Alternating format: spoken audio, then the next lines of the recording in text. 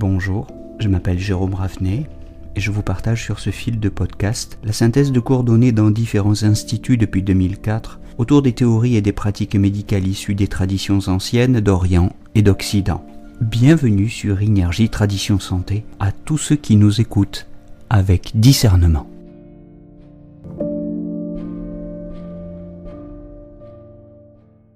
Bonjour à tous. Le sujet de cette capsule, ce sont les traitements dans la théorie des 6 couches pour la couche du triangle méridien.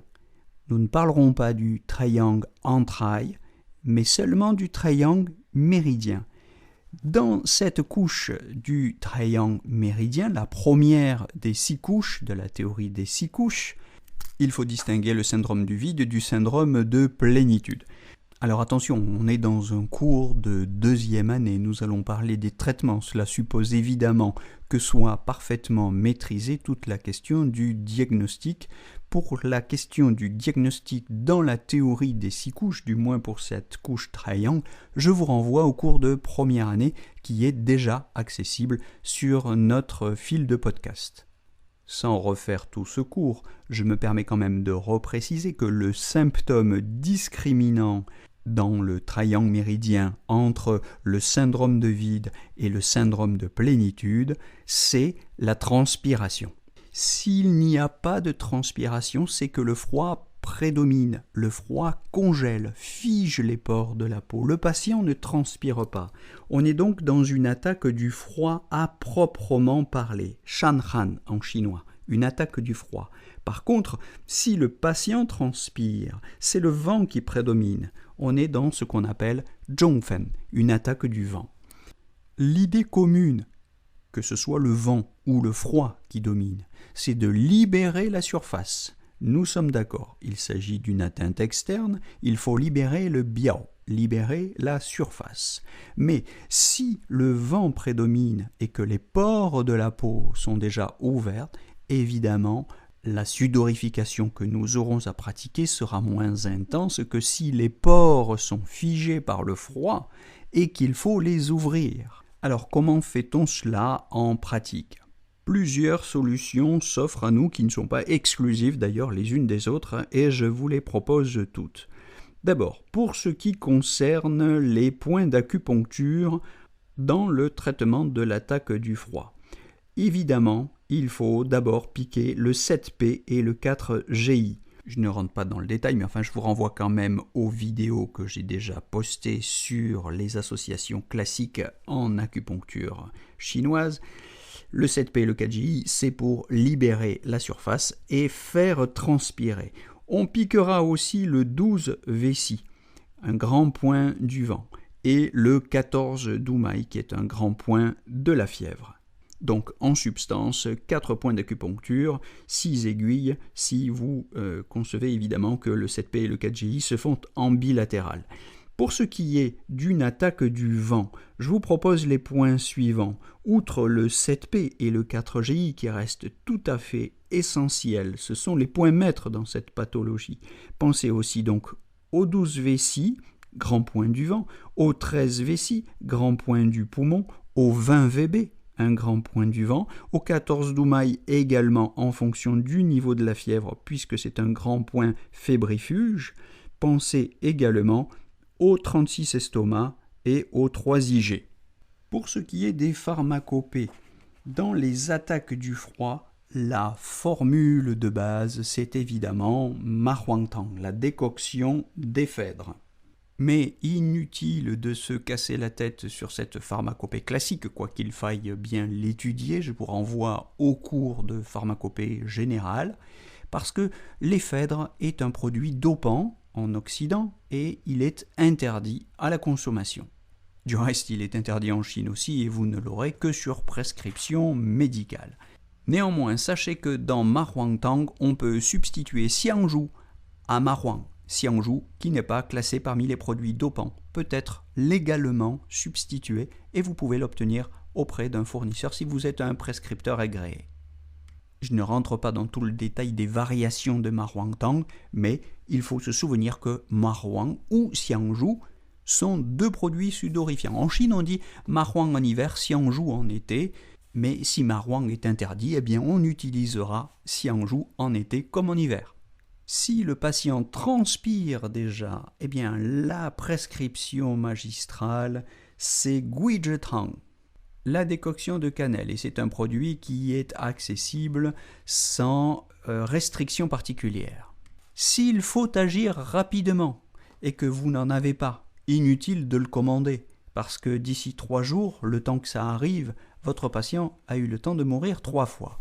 Donc en cas d'urgence, avec la cannelle, on peut toujours faire un grog, un vin chaud à la cannelle. C'est un remède traditionnel en Provence par exemple, et dans bien des régions de France sans doute. Le vin chaud à la cannelle, c'est un substitut utile. Évidemment, on fait ça le soir, on se met sous la couette, on ne prend pas la route. On se met sous la couette et on attend que ça transpire. On doit transpirer abondamment.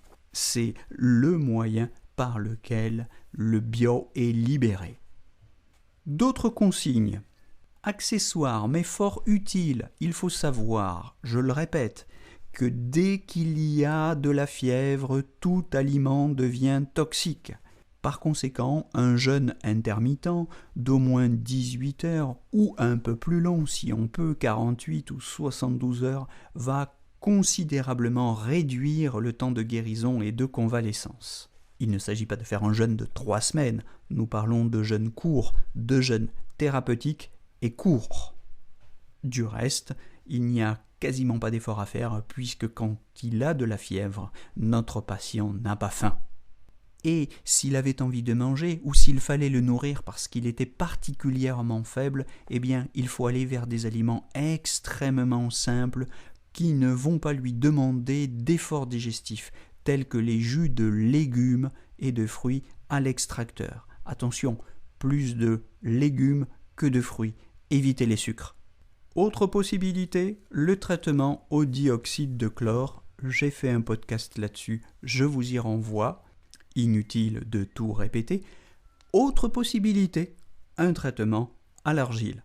6 cuillères à soupe par jour, évidemment en état de jeûne, car la consommation de l'argile, par voie orale, bien sûr, selon la méthode que vous connaissez, ce n'est pas compatible avec une alimentation ordinaire.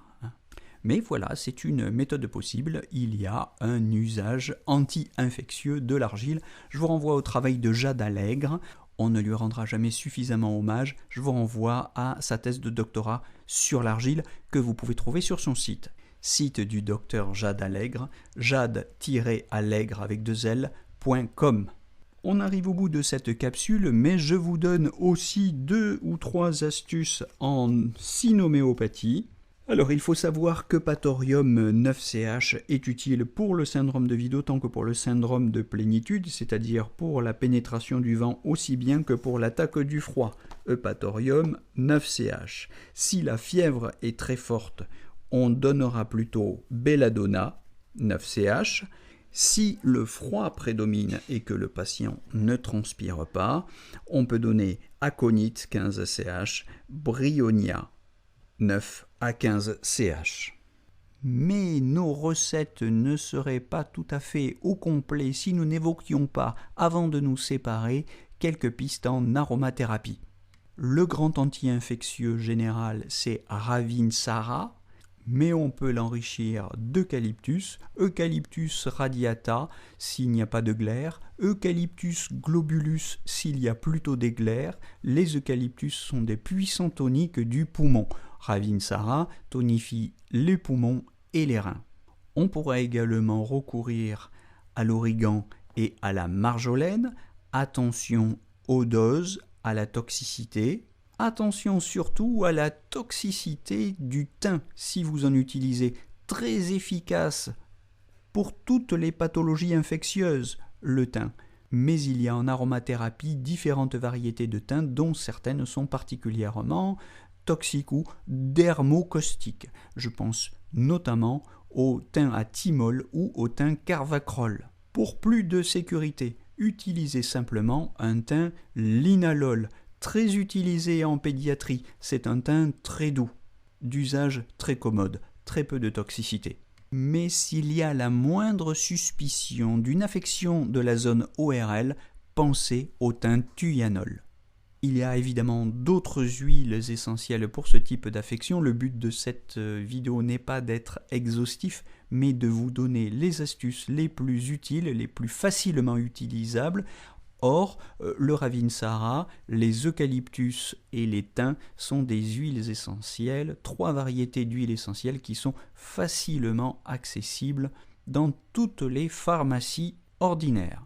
Voilà, c'était une capsule un peu longue, mais j'espère qu'elle est relativement complète et je vous donne rendez-vous pour de nouveaux podcasts sur la médecine chinoise et les traditions de santé. Je vous rappelle que ce podcast est purement informatif, qu'il ne consiste pas en un conseil ou en une prescription et qu'en cas de maladie, si vous êtes personnellement concerné, au lieu de faire de l'automédication sauvage, vous êtes invité à vous rapprocher d'un professionnel de santé.